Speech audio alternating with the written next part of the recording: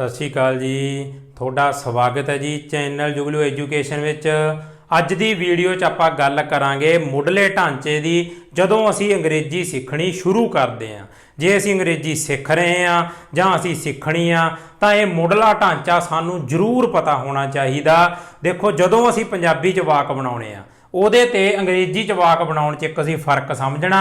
जदों असीं पंजाबी च वाक बनाउणे आ तां साडे कोले पहिलां सबजैक्ट, उदों बाद साडे कोल लग्गिआ हुंदा ऑबजैक्ट, फिर लग्गिआ हुंदा वर्ब। इन्हां दी तरतीब ਇਹ ਹੁੰਦੀ ਆ। ਜਦੋਂ ਅਸੀਂ अंग्रेजी च वाक बनाउणा ਤਾਂ सबजैक्ट, वर्ब ਤੇ ऑबजैक्ट, ਇਹਨਾਂ ਦਾ ਫਰਕ ਇਹ ਹੁੰਦਾ। ਹੁਣ ਦੇਖੋ, ਪਹਿਲਾਂ ਤਾਂ ਆਪਾਂ ਦੇਖ ਲਈਏ ਵੀ ਸਬਜੈਕਟ ਕੀ ਹੁੰਦਾ, ਅੱਗੇ ਆਪਾਂ ਫੇਰ ਵਧਾਂਗੇ। ਸਬਜੈਕਟ ਹੁੰਦਾ ਜਿਹੜਾ ਵਾਕ ਦੇ ਵਿੱਚ ਕੰਮ ਕਰਦਾ, ਇਹਨੂੰ ਕਹਿ ਦਿੰਦੇ ਨੇ ਪੰਜਾਬੀ ਚ ਕਰਤਾ, ਕੰਮ ਨੂੰ ਕਰਨ ਵਾਲਾ, ਜਿਹੜਾ ਵਾਕ ਦਾ ਹੀਰੋ ਆ ਉਹ ਹੁੰਦਾ ਸਬਜੈਕਟ।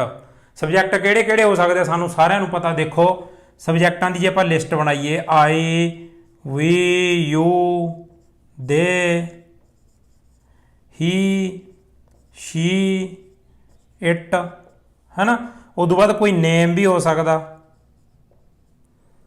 ਜਾਂ ਇੱਥੇ ਕੋਈ ਪਲੂਰਲ, ਜਿਵੇਂ ਬਹੁਵਚਨ। ਆਏ ਕੀ ਹੁੰਦਾ, ਮੈਂ। ਜਦੋਂ ਮੈਂ ਕੋਈ ਕੰਮ ਕਰ ਰਿਹਾ ਵਾਕ ਦੇ ਵਿੱਚ, ਉੱਥੇ ਆਪਾਂ ਆਏ ਦੀ ਵਰਤੋਂ ਕਰਦੇ ਹਾਂ, ਫਿਰ ਮੈਂ ਵੀ ਸਬਜੈਕਟ ਹੋ ਗਿਆ ਵਾਕ 'ਚ। ਮੈਂ ਨਾਲ ਆਪਾਂ ਜੇ ਵਾਕ ਬਣਾ ਰਹੇ ਹਾਂ। ਜੇ ਵੀ ਆ, ਵੀ ਹੁੰਦਾ ਅਸੀਂ, ਜਿਹਦੇ ਵਿੱਚ ਮੈਂ ਵੀ ਆ ਜਾਂਦਾ। ਅਸੀਂ, ਜਿਵੇਂ ਮੈਂ ਦੋ ਤਿੰਨ ਜਾਣੇ ਹੋਰ ਨੇ ਨਾਲ, ਜਿੰਨੇ ਵੀ ਹੋ ਸਕਦੇ ਆ ਵੀ ਉਹਨਾਂ 'ਚ ਮੈਂ ਵੀ ਆ, ਅਸੀਂ। ਉੱਥੇ ਅਸੀਂ ਵੀ ਦੀ ਵਰਤੋਂ ਕਰਦੇ ਹਾਂ, ਜਿਵੇਂ ਕਿ ਅਸੀਂ ਖੇਡਦੇ ਹਾਂ, ਉੱਥੇ ਵੀ। ਯੂ, ਯੂ ਹੁੰਦਾ ਸਾਹਮਣੇ ਵਾਲਾ, ਤੂੰ। ਤੂੰ ਵੀ ਹੋ ਸਕਦਾ, ਤੁਸੀਂ ਵੀ ਹੋ ਸਕਦਾ। ਇੱਕ ਗੱਲ ਨੋਟ ਕਰ ਲਓ ਯੂ ਦੀ, ਇੱਥੇ ਜਿਹੜਾ ਅੰਗਰੇਜ਼ੀ 'ਚ ਯੂ ਆ ਉਹ ਹਮੇਸ਼ਾ ਬਹੁਵਚਨ ਹੁੰਦਾ। ਕਹਿ ਲਓ ਉਹ ਹਮੇਸ਼ਾ ਤੁਸੀਂ ਹੁੰਦਾ। ਅੰਗਰੇਜ਼ੀ ਦੇ ਵਿੱਚ ਕਹਿ ਲਓ ਤੂੰ ਹੁੰਦਾ ਹੀ ਨਹੀਂ, ਤੁਸੀਂ। ਹੁਣ ਜੇ ਆਪਾਂ ਪੰਜਾਬੀ 'ਚ ਤੂੰ ਕਵਾਂਗੇ ਤਾਂ ਉਹ ਇੱਕ ਵਚਨ ਬਣ ਜਾਊਗਾ, ਹੈ ਨਾ, ਤੂੰ। ਤੇ ਜੇ ਅਸੀਂ ਤੁਸੀਂ ਕਵਾਂਗੇ ਉਹ ਬਹੁਵਚਨ ਬਣ ਜਾਂਦਾ। ਅੰਗਰੇਜ਼ੀ 'ਚ ਤੂੰ ਹੀ ਨਹੀਂ ਹੁੰਦਾ, ਅੰਗਰੇਜ਼ੀ 'ਚ ਤੁਸੀਂ ਹੀ ਹੁੰਦਾ। ਤੇ ਜੇ ਅਸੀਂ ਯੂ ਦੀ ਵਰਤੋਂ ਕਰਨੀ ਹੈ ਅੰਗਰੇਜ਼ੀ 'ਚ, ਉਹ ਹਮੇਸ਼ਾ ਪਲੂਰਲ ਹੋਊਗਾ, ਬਹੁਵਚਨ ਹੋਊਗਾ, ਤੇ ਸਾਰੇ ਰੂਲਸ ਉਹਦੇ ਤੇ ਪਲੂਰਲ ਵਾਲੇ ਲੱਗਣਗੇ। ਠੀਕ ਹੈ ਜੀ, ਹੋ ਗਈ ਗੱਲ ਖਤਮ। ਉਦੋਂ ਬਾਅਦ ਆ ਗਿਆ ਦੇ। ਦੇ ਹੁੰਦਾ ਉਹ, ਜਿਵੇਂ ਬਹੁਤ ਸਾਰੇ ਜਾਣੇ ਨੇ ਸਾਡੇ ਸਾਹਮਣੇ, ਇੱਕ ਤੋਂ ਵੱਧ, ਦੋ ਹੋ ਸਕਦੇ ਆ, ਤਿੰਨ, ਚਾਰ, ਪੰਜ, ਜਿੰਨੇ ਮਰਜ਼ੀ, ਇੱਕ ਤੋਂ ਵੱਧ ਜਿਹੜੇ ਹੁੰਦੇ ਨੇ, ਠੀਕ ਹੈ ਜੀ, ਉਹਨਾਂ ਨੂੰ ਦੇ ਕਹਿੰਦੇ ਆ। ਪਲੂਰਲ ਕਿਵੇਂ ਹੋ ਗਿਆ, ਜਿਵੇਂ ਆਪਾਂ ਲਿਖ ਦਈਏ ਬॉयਜ਼। ਜਿੰਨੇ ਵੀ ਨਾਊਨਸ ਹੁੰਦੇ ਨੇ, ਜਦੋਂ ਅਸੀਂ ਉਹਨਾਂ ਨੂੰ, ਹੈ ਨਾ, ਬਹੁਵਚਨ 'ਚ ਬਦਲ ਦਈਏ, ਉਹ ਸਾਡੇ ਕੋਲ ਪਲੂਰਲ ਸਬਜੈਕਟ ਹੋ ਜਾਂਦਾ ਬॉयਜ਼। ਇਹ ਵੀ ਇੱਕ ਤੋਂ ਵੱਧ ਜਾਣੇ ਨੇ, ਬॉयਜ਼, ਗਰਲਜ਼, ਹੈ ਨਾ। ਉਵੇਂ ਜਿੰਨੇ ਮਰਜ਼ੀ ਆਪਾਂ ਬਣਾਈ ਚੱਲੀਏ, ਕੈਟਸ, ਰੈਟਸ, ਜਿੰਨੇ ਮਰਜ਼ੀ ਬਣਾ ਲਓ। ਓਕੇ ਹੋ ਗਿਆ ਜੀ। ਹੁਣ ਇੱਧਰ ਆਪਣੇ ਕੋਲੇ ਆ ਗਏ ਅਗਲੇ ਸਬਜੈਕਟ ਜਿਹੜੇ ਸਿੰਗੂਲਰ ਨੇ। ਜਿਹੜਾ ਆਈ ਸਬਜੈਕਟ ਆ, ਇਹਨੂੰ ਇੱਕ ਧਿਆਨ 'ਚ ਗੱਲ ਰੱਖ ਲਓ, ਇਹ ਇੱਕ ਸਪੈਸ਼ਲ ਸਬਜੈਕਟ ਆ। ਇਹਦੇ ਆਪਦੇ ਰੂਲ ਹੁੰਦੇ ਨੇ। ਕਿਤੇ ਇਹ ਤੇ ਪਲੂਰਲ ਵਾਲੇ ਲੱਗ ਜਾਂਦੇ ਨੇ, ਕਿਤੇ ਸਿੰਗੂਲਰ ਵਾਲੇ ਲੱਗ ਜਾਂਦੇ ਨੇ, ਕਿਤੇ ਇਹਦਾ ਆਪਦਾ ਹੀ ਰੂਲ ਹੁੰਦਾ। ਜਿਵੇਂ ਕਹਿ ਲਓ ਆਈ ਨਾਲ ਐਮ ਲੱਗਦਾ, ਹੋਰ ਕੋਈ ਵੀ ਇਹੋ ਜਿਹਾ ਸਬਜੈਕਟ ਨਹੀਂ ਜਿਹਦੇ ਨਾਲ ਐਮ ਲੱਗਦਾ। ਐਮ ਸਿਰਫ ਆਏ ਨਾਲ ਲੱਗਦਾ। ਇਹ ਸਪੈਸ਼ਲ ਆ, ਇਹਦੇ 'ਚ ਉਲਝਿਆ ਨਾ ਕਰੋ, ਇਹਦੇ ਰੂਲ ਇਕੱਲੇ ਅੱਡ ਯਾਦ ਕਰ ਲਓ। ਠੀਕ ਹੈ ਜੀ। ਹੀ ਆ ਗਿਆ ਸਾਡੇ ਕੋਲੇ। ਹੀ ਕੌਣ ਹੁੰਦਾ, ਸਾਹਮਣੇ ਵਾਲਾ। ਜੇ ਉਹ ਮੁੰਡਾ ਹੈਗਾ ਉਹਨੂੰ ਅਸੀਂ ਹੀ ਕਹਿਣੇ ਹੁੰਦੇ ਆ, ਇੱਕ ਜਾਣਾ। ਸ਼ੀ ਕੌਣ ਹੁੰਦਾ, ਸਾਹਮਣੇ ਵਾਲੀ ਜੇ ਕੁੜੀ ਆ, ਇੱਕ ਜਾਣੀ ਆ, ਉਹਨੂੰ ਅਸੀਂ ਸ਼ੀ ਕਹਿ ਦਿੰਦੇ ਆ ਫਿਰ। ਠੀਕ ਹੈ ਜੀ। ਇੱਟ ਕੌਣ ਹੁੰਦਾ, ਜੇ ਕੋਈ ਬੇਜਾਨ ਚੀਜ਼ ਆ, ਕੋਈ ਬੱਚਾ ਗਾ, ਉੱਥੇ ਅਸੀਂ ਇੱਟ ਸ਼ਬਦ ਦੀ ਵਰਤੋਂ ਕਰ ਦਿੰਦੇ ਆ। ਓਕੇ ਜੀ, ਉਹ ਵੀ ਇੱਕ ਹੈ ਜੀ। ਹੁਣ ਨੇਮ। ਨੇਮ ਕੀ ਨੇ, ਜਿਵੇਂ ਮੋਹਨ, ਸੋਹਣ। ਕਈ ਵਾਰੀ ਹੈ ਨਾ ਅਸੀਂ ਨੇਮ ਤੋਂ ਵਾਕ ਬਣਾ ਦਿੰਦੇ ਆ। ਮੋਹਨ ਇਜ਼ ਪਲੇਇੰਗ, ਉੱਥੇ ਮੋਹਨ ਦੀ ਵਰਤੋਂ ਕਰੀ ਆ, ਉਹ ਨੇਮ ਆ। ਉਹ ਵੀ ਇੱਕ ਸਬਜੈਕਟ ਆ, ਕਿਉਂਕਿ ਉਹ ਕੰਮ ਕਰ ਰਿਹਾ ਵਾਕ 'ਚ। ਠੀਕ ਹੈ ਜੀ। ਸਬਜੈਕਟ ਵਾਲੀ ਕਹਾਣੀ ਹੋ ਗਈ ਕਲੀਅਰ। ਹੁਣ ਉਸ ਤੋਂ ਬਾਅਦ ਆ ਜਾਂਦਾ ਸਾਡੇ ਕੋਲ ਵਰਬ ਵਾਲਾ ਹਿੱਸਾ। ਵਰਬ ਕੀ ਹੁੰਦੀ ਆ, ਕਿਰਿਆ ਹੁੰਦੀ ਆ।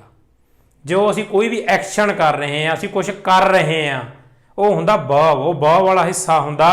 ਇੱਥੇ ਜਾ ਕੇ ਜਦੋਂ ਅਸੀਂ ਸਬਜੈਕਟ ਤੇ ਵਰਬ ਨੂੰ ਜੋੜ ਦਿੰਦੇ ਆ, ਅੰਗਰੇਜ਼ੀ ਦਾ ਸਾਡਾ ਸਭ ਤੋਂ ਛੋਟਾ ਵਾਕ ਪੂਰਾ ਹੋ ਜਾਂਦਾ, ਜਿਹਨੂੰ ਅਸੀਂ ਕਲੌਜ਼ ਕਹਿ ਦਿੰਦੇ ਆ।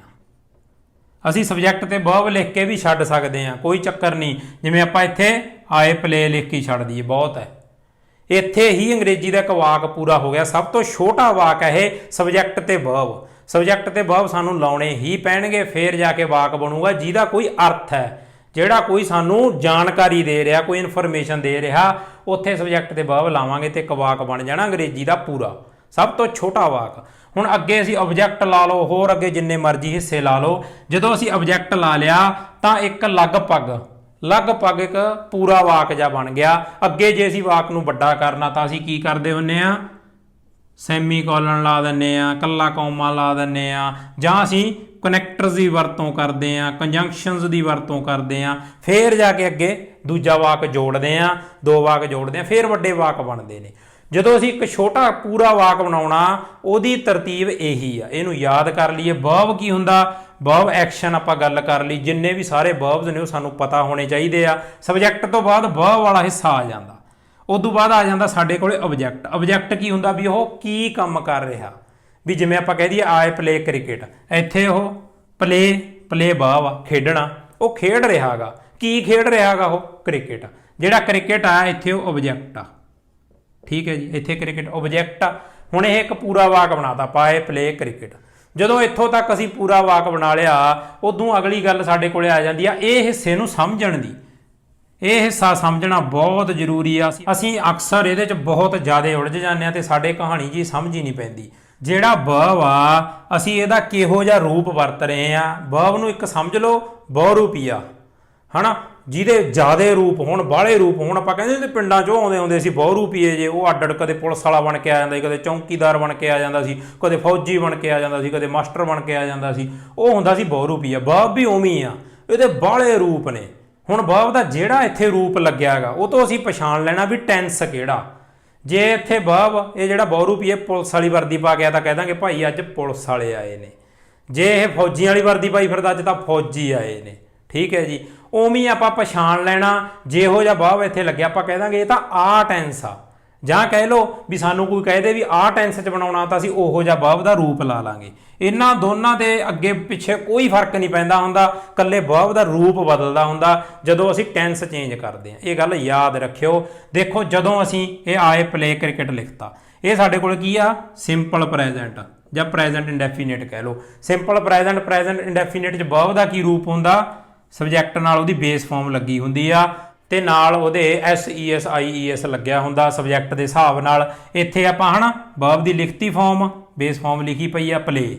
ਸਾਨੂੰ ਪਤਾ ਲੱਗ ਗਿਆ ਇਹ ਪਲੇ ਦੇਖਣ ਸਾਰੀ ਅਸੀਂ ਕੀ ਕੀਤਾ, ਉਹਨੇ ਦੇਖ ਲਿਆ ਵੀ ਜਿਹੜਾ ਆਏ ਆ ਉਹਦਾ ਸਬਜੈਕਟ ਹੁੰਦਾ, ਜਿਹੜਾ ਕ੍ਰਿਕਟ ਆ ਉਹ ਆਬਜੈਕਟ ਹੁੰਦਾ। ਵਰਬ ਵਾਲਾ ਹਿੱਸਾ ਆ ਹੈ, ਇਹਨੂੰ ਚੱਕ ਲਓ ਤੇ ਦੇਖ ਲਓ ਵੀ ਇਹ ਕਿਹੋ ਜਿਹਾ। ਅੱਛਾ ਇਹ ਤਾਂ ਸਿੰਪਲ ਪ੍ਰੈਜ਼ੈਂਟ ਵਾਲਾ, ਠੀਕ ਹੈ, ਗੱਲ ਹੋ ਗਈ, ਕਹਾਣੀ ਖਤਮ। ਹੁਣ ਅੱਗੇ ਆਪਾਂ ਲਿਖਤਾ ਆਈ ਐਮ ਪਲੇਇੰਗ ਕ੍ਰਿਕਟ। ਆਹ ਸਾਡੇ ਕੋਲ ਸਬਜੈਕਟ ਆ, ਆਹ ਸਾਡੇ ਕੋਲ ਆਬਜੈਕਟ ਆ। ਵਰਬ ਵਾਲਾ ਹਿੱਸਾ ਚੱਕੋ, ਆਹ ਸਾਡੇ ਕੋਲ ਵਰਬ ਵਾਲਾ ਹਿੱਸਾ ਐਮ ਪਲੇਇੰਗ ਲੱਗਿਆ ਹੋਇਆ, ਐਮ ਪਲੇਇੰਗ, ਹਨਾ। ਪਲੇ ਨਾਲ ING ਲੱਗਿਆ ਹੋਇਆ, ਇੱਕ ਹੈਲਪਿੰਗ ਵਰਬ ਐਮ ਲੱਗਿਆ ਹੋਇਆ। ਇਹ ਕਿੱਥੇ ਵਰਤੇ ਜਾਂਦੇ ਆ? Present continuous.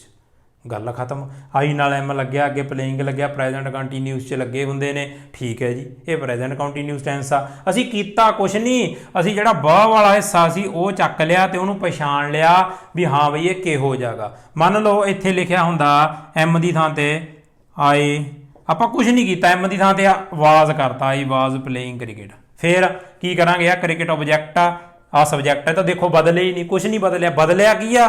ਕੱਲਾ ਵਰਬ ਵਾਲਾ ਹਿੱਸਾ। ਅਸੀਂ ਅਕਸਰ ਇਹਦੇ 'ਚ ਹੀ ਉਲਝਦੇ ਰਹਿਣੇ ਆ। ਜਿਹੜੇ ਟੈਂਸ ਹੁੰਦੇ ਨੇ ਤੁਹਾਨੂੰ ਸਾਰੇ ਸਮਝ ਆ ਜਾਣਗੇ ਜੇ ਇੱਕ ਗੱਲ ਸਮਝ ਆ ਗਈ ਵੀ ਟੈਂਸ ਹੋਰ ਕੁਛ ਨਹੀਂ, ਵਰਬ ਦਾ ਰੂਪ ਹੈ। ਜਿਵੇਂ ਜਿਵੇਂ ਵਰਬ ਦਾ ਰੂਪ ਬਦਲੀ ਜਾਂਦਾ ਉਵੇਂ ਉਵੇਂ ਟੈਂਸ ਬਦਲੀ ਜਾਂਦਾ, ਹੋਰ ਕੁਛ ਵੀ ਨਹੀਂ ਹੈਗਾ। ਇਹ ਦੇਖੋ ਨਾਲ ਹੈਲਪਿੰਗ ਵਰਬ ਲੱਗਿਆ, ਇਹ ਦੂਆ ਮੇਨ ਵਰਬ ਆ ਗਿਆ, ਅੱਗੇ ਆਬਜੈਕਟ ਲੱਗਿਆ ਹੋਇਆ। ਇਹਦੀ ਥਾਂ ਤੇ ਜੇ ਆਪਾਂ ਲਾ ਦਈਏ ਆਈ ਹੈਵ ਪਲੇਡ, ਆ ਜਿਹੜਾ ਵਰਬ ਵਾਲਾ ਹਿੱਸਾ ਇਹਨੂੰ ਫੇਰ ਬਦਲ ਕੇ ਹੈਵ ਪਲੇਡ ਕਰਤਾ, ਅੱਗੇ ਆਏ ਆ, ਇੱਥੇ ਕ੍ਰਿਕਟ ਆ, ਤਾਂ ਫੇਰ ਕੀ ਹੋ ਜੂ? ਆਪਾਂ ਕਹਿ ਦਾਂਗੇ ਪ੍ਰੈਜ਼ੈਂਟ ਪਰਫੈਕਟ ਬਣ ਗਿਆ। ਕਿਉਂ ਬਣ ਗਿਆ? ਕਿਉਂਕਿ ਅਸੀਂ ਵਰਬ ਵਾਲਾ ਹਿੱਸਾ ਬਦਲਤਾ। ਹੈਵ ਨੂੰ ਕੱਟ ਕੇ ਜੇ ਅਸੀਂ ਹੈਡ ਲਾਤਾ, ਆਈ ਹੈਡ ਪਲੇਡ ਕ੍ਰਿਕਟ, ਇਹ ਬਣ ਗਿਆ ਪਾਸਟ ਪਰਫੈਕਟ। ਅਸੀਂ ਤਾਂ ਮਿੰਟਾਂ ਸਕਿੰਟਾਂ 'ਚ ਇਹਦੇ ਇੰਨੇ ਟੈਂਸ ਬਣਾ ਲਏ। ਗੱਲ ਕੀ ਆ? ਸਾਨੂੰ ਵਰਬ ਦਾ ਰੂਪ ਬਦਲਣਾ ਆਉਣਾ ਚਾਹੀਦਾ ਹੈ। ਸਾਨੂੰ ਚੰਗੀ ਤਰ੍ਹਾਂ ਸਮਝ ਹੋਵੇ ਵੀ ਕਿਹੜੇ ਟੈਂਸ 'ਚ ਕਿਹੜਾ ਰੂਪ ਆ। ਆਪਾਂ ਜਦੋਂ ਸਾਡੇ ਕੋਲ ਵਾਕ ਲਿਖਿਆ ਉਦੋਂ ਵੀ ਵਰਬ ਦਾ ਰੂਪ ਦੇਖ ਲੈਣਾ। ਜੇ ਅਸੀਂ ਆਪ ਵਾਕ ਬਣਾਉਣਾ, ਸਾਨੂੰ ਲੱਗਦਾ ਵੀ ਅਸੀਂ ਆਹ ਟੈਂਸ 'ਚ ਵਾਕ ਬਣਾਉਣਾ, ਅਸੀਂ ਫਿਊਚਰ ਟੈਂਸ 'ਚ ਵਾਕ ਬਣਾਉਣਾ, ਤਾਂ ਸਾਨੂੰ ਵਰਬ ਦਾ ਰੂਪ ਪਤਾ ਹੋਣਾ ਚਾਹੀਦਾ ਵੀ ਉਹ 'ਚ ਕਿਹੜਾ ਲੱਗਦਾ ਹੁੰਦਾ। ਜਦੋਂ ਫਿਊਚਰ ਟੈਂਸ 'ਚ ਵਾਕ ਬਣਾਈਏ, ਇੱਕ ਗੱਲ ਯਾਦ ਰੱਖਣਾ ਵੀ ਵਿਲ ਤਾਂ ਲੱਗਣਾ ਹੀ ਲੱਗਣਾ। ਅੱਗੇ ਉਦੋਂ ਬਾਅਦ ਪਰਫੈਕਟ ਬਣਾਉਣਾ, ਸਿੰਪਲ ਬਣਾਉਣਾ, ਪਰਫੈਕਟ ਕੰਟੀਨਿਊਸ ਬਣਾਉਣਾ, ਕੱਲਾ ਕੰਟੀਨਿਊਸ ਬਣਾਉਣਾ, ਉਹਦੇ ਹਿਸਾਬ ਨਾਲ ਵਰਬ ਦੀ ਫਾਰਮ ਲੱਗੂ। ਜਿਵੇਂ ਜੇ ਆਪਾਂ ਕੰਟੀਨਿਊਸ ਬਣਾਉਣਾ ਤਾਂ ਸਾਨੂੰ ਪਤਾ ਵਿਲ ਬੀ ਪਲੇਇੰਗ ਹੁੰਦਾ, ਹੈ ਨਾ, ਵਿਲ ਬੀ ਪਲੇਇੰਗ ਹੁੰਦਾ ਨਾ, ਇਹ ਵਰਬ ਦਾ ਰੂਪ ਹੁੰਦਾ। ਅੱਗੇ ਪਿੱਛੇ ਲਾਈ ਚੱਲੋ, ਸਬਜੈਕਟ ਤੇ ਆਬਜੈਕਟ ਕੀ ਹੈ?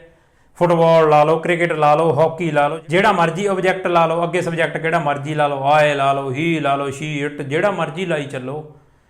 ਜਦੋਂ ਅਸੀਂ ਇੰਨੀ ਚੀਜ਼ ਸਿੱਖ ਗਏ ਉਦੋਂ ਜਿਹੜੀ ਅਗਲੀ ਇੰਪੋਰਟੈਂਟ ਚੀਜ਼ ਆ ਜਿਹਦੇ ਨਾਲ ਆਪਣਾ ਜਿਹੜਾ ਮੁੱਢਲਾ ਢਾਂਚਾ ਉਹ ਖਤਮ ਹੋ ਜਾਣਾ, ਉਹ ਹੈ ਵੀ ਸਬਜੈਕਟ ਤੇ ਵਰਬ ਆਪਸ ਦੇ ਵਿੱਚ ਮੇਲ ਖਾਂਦੇ ਹੋਣੇ ਚਾਹੀਦੇ ਆ। ਵਰਬ ਦਾ ਅਸੀਂ ਹਿੱਸਾ ਤਾਂ ਲਾਉਣਾ ਜ਼ਰੂਰ ਆ ਟੈਂਸ ਦੇ ਹਿਸਾਬ ਨਾਲ, ਪਰ ਉਹ ਸਬਜੈਕਟ ਨਾਲ ਐਗਰੀਮੈਂਟ 'ਚ ਹੋਵੇ।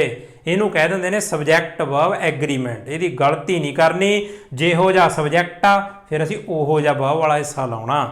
ਇੱਥੇ ਐਂ ਨਹੀਂ ਹੈਗਾ ਆਏ ਲਿਖਿਆ ਹੋਇਆ ਅਸੀਂ ਚੱਕ ਕੇ ਇੱਥੇ ਲਿਖ ਦਈਏ ਆਏ ਇਜ਼ ਪਲੇਇੰਗ, ਕੋਈ ਗੱਲ ਬਣੀ ਇਹ? ਸਾਨੂੰ ਦੇਖਣ ਸਾਰ ਹੀ ਪਤਾ ਲੱਗ ਗਿਆ ਵੀ ਕੀ ਆ ਯਾਰ ਇਹ, ਹੈ ਨਾ। ਸਿੱਧੀ ਐਡੀ ਵੱਡੀ ਗਲਤੀ ਕੀਤੀ ਪਈ ਨਾ, ਇੱਥੇ ਐਮ ਪਲੇਇੰਗ ਆਊਗਾ। ਚਾਹੇ ਸਾਨੂੰ ਪਤਾ ਇਜ਼ ਪਲੇਇੰਗ ਆ ਜਿਹੜਾ ਉਹ ਪ੍ਰੈਜ਼ੈਂਟ ਕੰਟੀਨਿਊਸ 'ਚ ਲੱਗ ਜਾਂਦਾ, ਸਾਨੂੰ ਪਤਾ ਵੀ ਇਜ਼ ਪਲੇਇੰਗ, ਮੰਨ ਲਓ ਇੱਥੇ ਇਜ਼ ਪਲੇਇੰਗ ਲਿਖਿਆ ਪਿਆ, ਹੈ ਨਾ। ਆਪਾਂ ਕਹਿ ਦਾਂਗੇ ਵੀ ਇਹ ਯਾਰ ਪ੍ਰੈਜ਼ੈਂਟ ਕੰਟੀਨਿਊਸ ਵਾਲੇ ਵਰਬ ਦਾ ਰੂਪ ਆ, ਕਹਿ ਦਾਂਗੇ ਹਾਂ ਬਿਲਕੁਲ ਸਹੀ ਹੈ ਇਹ, ਪਰ ਇਹਦੇ ਮੂਹਰੇ ਜਿਹੜਾ ਸਬਜੈਕਟ ਲੱਗੂਗਾ ਨਾ, ਜਾਂ ਤਾਂ ਹੀ ਲੱਗੂ ਜਾਂ ਸ਼ੀ ਲੱਗੂ ਜਾਂ ਇਟ ਲੱਗੂ ਜਾਂ ਨੇਮ ਲੱਗੂ, ਇਹਨਾਂ 'ਚੋਂ ਲੱਗੂਗਾ ਕੋਈ, ਇਹਨਾਂ 'ਚੋਂ ਨਹੀਂ ਆ ਸਕਦਾ। ਜੇ ਅਸੀਂ ਇਹਨਾਂ 'ਚੋਂ ਵਰਤਣਾ, ਮੰਨ ਲਓ ਅਸੀਂ ਉਰੇ ਬॉयਜ਼ ਲਿਖਣਾ ਹੁੰਦਾ ਤਾਂ ਇਹ ਵੀ ਸਬਜੈਕਟ ਹੀ ਆ, ਬॉयਜ਼ ਇਜ਼ ਪਲੇਇੰਗ ਲਿਖ ਦਾਂਗੇ ਕਦੇ? ਨਾ, ਗਲਤ ਆ। ਕਿਉਂ ਗਲਤ ਆ? ਅਸੀਂ ਮਿੰਟ 'ਚ ਕਹਿ ਦਾਂਗੇ ਵੀ ਜਿਹੜਾ ਵਰਬ ਵਾਲਾ ਹਿੱਸਾ ਹੁੰਦਾ ਉਹ ਸਬਜੈਕਟ ਦੇ ਨਾਲ ਐਗਰੀਮੈਂਟ 'ਚ ਹੋਵੇ, ਉਹ ਸਬਜੈਕਟ ਦੇ ਹਿਸਾਬ ਨਾਲ ਹੀ ਲੱਗਿਆ ਹੋਣਾ ਚਾਹੀਦਾ। ਜੇ ਇੱਥੇ ਬॉयਜ਼ ਆ ਤਾਂ ਆਰ ਪਲੇਇੰਗ ਆਊਗਾ, ਇਸ ਨੂੰ ਕੱਟੋ, ਠੀਕ ਹੈ ਜੀ। ਉਵੇਂ ਜੇ ਆਏ ਆ ਸਾਡੇ ਕੋਲੇ, ਆਈ ਸਪੈਸ਼ਲ ਆਪਾਂ ਗੱਲ ਕਰੀ ਜੀ ਤਾਂ ਐਮ ਪਲੇਇੰਗ ਆਊਗਾ। ਜੇ ਸਾਡੇ ਕੋਲ ਵੀ ਆ, ਵੀ ਆਰ ਪਲੇਇੰਗ ਆਊਗਾ, ਠੀਕ ਹੈ ਜੀ। ਗੱਲ ਸਬਜੈਕਟ ਤੇ ਵਰਬ ਦਾ ਐਗਰੀਮੈਂਟ ਕਰਾਉਣਾ ਸਿੱਖ ਲੈਣਾ ਆਪਾਂ। ਉਵੇਂ ਅੱਗੇ ਜਿਵੇਂ ਆਪਾਂ ਪਰਫੈਕਟ ਟੈਂਸ 'ਚ ਜਾਂਦੇ ਹਾਂ, ਹੈਜ਼ ਹੈਵ, ਹੈ ਨਾ, ਉਹ ਕਿਸ ਹਿਸਾਬ ਨਾਲ ਲੱਗਣੇ ਨੇ? ਸਿੰਗੂਲਰ ਨਾਲ ਹੈਜ਼ ਲਾ ਦਾਂਗੇ, ਇੱਥੇ ਹੈਵ ਲਾ ਦਾਂਗੇ। ਅੱਗੇ ਵਾਜ਼ ਵਰ, ਉਹ ਕਿੱਥੇ ਲੱਗਣੇ ਨੇ? ਸਿੰਗੂਲਰ ਨਾਲ ਵਾਜ਼, ਇੱਥੇ ਵਰ। ਹੁਣ ਆਏ ਆ, ਆਏ ਨਾਲ ਵਾਜ਼ ਲੱਗੂਗਾ। ਆਈ ਸਪੈਸ਼ਲ ਆ, ਇਹਦੇ ਰੂਲ ਕੱਲੇ ਯਾਦ ਕਰ ਲਿਓ। ਆਈ ਨਾਲ 12 ਦੇ 12 ਟੈਂਸ ਅੱਡ ਬਣਾ ਲਿਓ, ਸਾਰੀ ਉਲਝਣ ਦੂਰ ਹੋ ਜਾਊਗੀ। ਤੁਹਾਨੂੰ ਪਤਾ ਹੋਣਾ ਚਾਹੀਦਾ। ਦੇਖੋ ਆਈ ਨਾਲ ਹੈਵ ਲੱਗਦਾ ਹੁੰਦਾ, ਹੈਵ ਤਾਂ ਪਲੂਰਲ ਨਾਲ ਲੱਗਦਾ, ਆਈ ਨਾਲ ਐਮ ਲੱਗਦਾ, ਇਹ ਕਿਹਦੀ ਸਪੈਸ਼ਲ ਚੀਜ਼ ਆ? ਆਈ ਨਾਲ ਕੱਲਾ ਵਰਬ ਦੀ ਬੇਸ ਫਾਰਮ ਆਈ ਪਲੇ ਲਿਖਿਆ, ਜਿਵੇਂ ਆਪਾਂ ਕੁਝ ਨਹੀਂ ਲਿਖਿਆ। ਜੇ ਹੀ ਨਾਲ ਆਪਾਂ ਪਲੇ ਲਿਖਦੇ ਫਿਰ ਆਪਾਂ ਹੀ ਪਲੇ ਨਹੀਂ ਲਿਖਣਾ ਸੀ, ਹੀ ਪਲੇਜ਼ ਲਿਖਦੇ, ਕਿਉਂਕਿ ਸਬਜੈਕਟ ਤੇ ਵਰਬ ਦਾ ਸਮਝੌਤਾ ਜ਼ਰੂਰ ਕਰਾਉਣਾ। ਇਹ ਗੱਲ ਨੂੰ ਸਮਝ ਲਓ ਵੀ ਜਿਹੜਾ ਸਾਡਾ ਅੰਗਰੇਜ਼ੀ ਦਾ ਵਾਕ ਆ ਉਹਦਾ ਮੁੱਢਲਾ ਢਾਂਚਾ ਕੀ ਆ, ਪੰਜਾਬੀ ਵਾਲੇ ਦਾ ਕੀ ਸੀ। ਪੰਜਾਬੀ ਵਾਲੇ ਦਾ ਜੇ ਆਪਾਂ ਇੱਥੇ ਕਹਿੰਦੇ ਆਪਾਂ ਸਬਜੈਕਟ ਮੈਂ, ਉਦੋਂ ਬਾਅਦ ਆਬਜੈਕਟ 'ਚ ਕ੍ਰਿਕਟ, ਫਿਰ ਵਰਬ ਲਾਉਂਦੇ ਖੇਡਦਾ ਹਾਂ, ਵਰਬ ਐਂਡ ਤੇ ਲੱਗਿਆ ਖੇਡਦਾ ਹਾਂ, ਕ੍ਰਿਕਟ ਉਹਦੇ ਨਾਲ ਹੀ ਲੱਗ ਗਿਆ। ਜੇ ਅਸੀਂ ਆਬਜੈਕਟ ਨਾ ਲਾਉਣਾ ਹੁੰਦਾ ਤਾਂ ਵੀ ਬਣ ਜਾਂਦਾ ਮੈਂ ਖੇਡਦਾ ਹਾਂ, ਬਣ ਜਾਂਦਾ ਨਾ, ਫਿਰ ਵੀ ਠੀਕ ਸੀ। ਪਰ ਜਦੋਂ ਅਸੀਂ ਆਬਜੈਕਟ ਲਾਉਣਾ, ਇੱਥੇ ਤਾਂ ਅਸੀਂ ਐਂਡ ਤੇ ਲਾਉਣੇ ਹੁੰਦੇ ਆ, ਸਬਜੈਕਟ ਦੇ ਨਾਲ ਹੀ ਵਰਬ ਲਾ ਦਿੰਦੇ ਆ। ਇੱਥੇ ਸਬਜੈਕਟ ਦੇ ਨਾਲ ਹੀ ਆਬਜੈਕਟ ਲਿਖਦੇ ਹੁੰਦੇ ਆ। ਇਹ ਆਪਾਂ ਉਲਝਣਾ ਨਹੀਂ ਜਦੋਂ ਅਸੀਂ ਅੰਗਰੇਜ਼ੀ 'ਚ ਵਾਕ ਬਣਾਉਣੇ ਆ, ਇਹ ਫਰਕ ਆ, ਇਹਨੂੰ ਅਸੀਂ ਸਮਝ ਲੈਣਾ ਵੀ ਜਿਹੜੇ ਵੀ 12 ਦੇ 12 ਟੈਂਸਿਸ ਨੇ ਉਹ ਸਾਰੇ ਵਰਬ ਦੇ ਰੂਪ ਹੀ ਨੇ, ਹੋਰ ਕੁਝ ਨਹੀਂ ਹੈਗਾ। ਪਰ ਉਹ ਵਰਬ ਦਾ ਜਿਹੜਾ ਰੂਪ ਆ ਉਹ ਸਬਜੈਕਟ ਦੇ ਹਿਸਾਬ ਨਾਲ ਲਾਇਆ ਹੋਣਾ ਚਾਹੀਦਾ। ਜਿਹੜਾ ਉੱਥੇ ਹੈਲਪਿੰਗ ਵਰਬ ਲਾਉਣਾ ਉਹ ਸਬਜੈਕਟ ਦੇ ਹਿਸਾਬ ਨਾਲ ਲਾਉਣਾ। ਇਹਦੇ 'ਚ ਗਲਤੀ ਨਹੀਂ ਕਰਨੀ, ਬਾਰ-ਬਾਰ ਪ੍ਰੈਕਟਿਸ ਕਰਨੀ ਹੈ। ਜਿੰਨੀ ਪ੍ਰੈਕਟਿਸ ਕਰਾਂਗੇ ਉਨਾ ਹੀ ਸਾਨੂੰ ਇਹ ਕਲੀਅਰ ਹੋ ਜਾਊਗਾ। ਉਮੀਦ ਕਰਦੇ ਹਾਂ ਕਿ ਅੱਜ ਵਾਲੀ ਗੱਲ ਇਹ ਮੁੱਢਲੇ ਢਾਂਚੇ ਵਾਲੀ ਤੁਹਾਨੂੰ ਬਹੁਤ ਚੰਗੀ ਤਰ੍ਹਾਂ ਸਮਝ ਆ ਗਈ ਹੋਊਗੀ। ਫਿਰ ਵੀ ਮਨ 'ਚ ਜੇ ਕੋਈ ਡਾਊਟ, ਕਨਫਿਊਜ਼ਨ ਜਾਂ ਸਵਾਲ ਆ ਉਹ ਵੀ ਕਮੈਂਟ ਕਰਕੇ ਪੁੱਛੋ, ਆਪਾਂ ਉਹਦਾ ਵੀ ਹੱਲ ਕਰਾਂਗੇ। ਅਗਲੀ ਵੀਡੀਓ ਲੈ ਕੇ ਜਲਦੀ ਫੇਰ ਹਾਜ਼ਰ ਹੋਵਾਂਗੇ। ਉਦੋਂ ਤੱਕ ਲਈ ਸਤਿ ਸ਼੍ਰੀ ਅਕਾਲ।